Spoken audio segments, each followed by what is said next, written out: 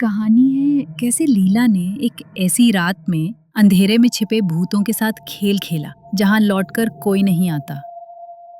एक छोटे से गांव में जिसका नाम था विलो हॉलो, यहाँ का आसमान अक्सर धुंध से भरा रहता था। इसी गांव में एक छोटी और हिम्मती लड़की लीला अपनी माँ और छोटे से कुत्ते पिंटू के साथ नए घर में आई थी। लेकिन उस घर के पीछे कुछ अलग सा था। पीछे के बगीचे में पेड़ों के बीच छिपा हुआ था एक पुराना लकड़ी का ट्री हाउस। उसकी सीढ़ियां टेढ़ी मेढ़ी थीं, खिड़कियों पर धूल थी और उसमें से कुछ अजीब सी भावना आती थी। पड़ोसियों ने कहा, उस ट्री हाउस के पास मत जाना, रात में वो फुसफुसाता है।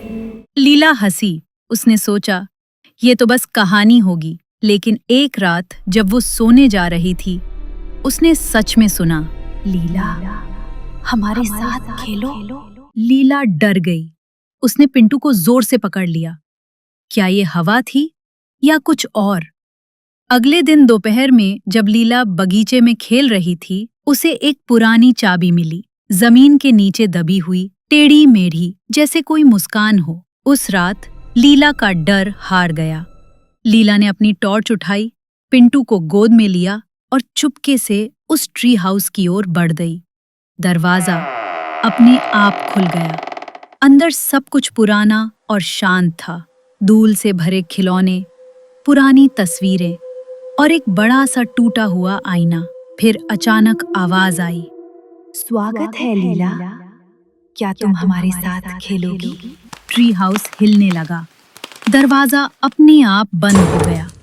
फिर आवाज आई, 3 खेल जीत लो तो तुम आजाद, हार गई तो यही रहना होगा हमेशा के लिए। लीला डर गई थी, लेकिन उसके अंदर से एक आवाज आई, डरो मत, सामना करो।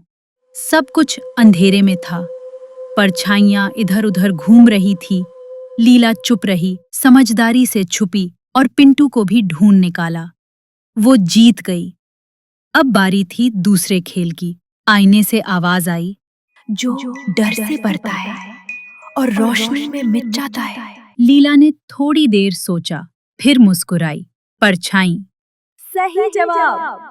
अब आखिरी खेल। चारों ओर सन्नाटा था। लीला बिल्कुल अकेली थी। लीला ने आंखें बंद की और कहा, मैं अकेली नहीं हूं और अब मुझे डर नहीं लगता। एक गरम रोशनी चारों ओर फैल गई। पिंटू वापस आ गया, दरवाजा खुल गया और फुसफुसाहटें शांत हो गईं। लीला अपनी नींद से जागी। ये सब उसका एक डरावना सपना और उसकी भय की कल्पना मात्र थी। अब वहाँ ट्री हाउस नहीं था, उसकी जगह सूरजमुखी के फूल खिले थे। उस दिन के बाद से वो अपने भीतर की बहादुरी भी खोजने लगी थी। बहादुर वही होता है जो डर के बावजूद आगे बढ़े। डर तो बस एक कहानी है, लेकिन उसका अंत तुम्हारे हाथ में है। ऐसे इंटरेस्टिंग कहानी सुनने के लिए सब्सक्राइब करें हमारे चैनल रोचक कहानी को।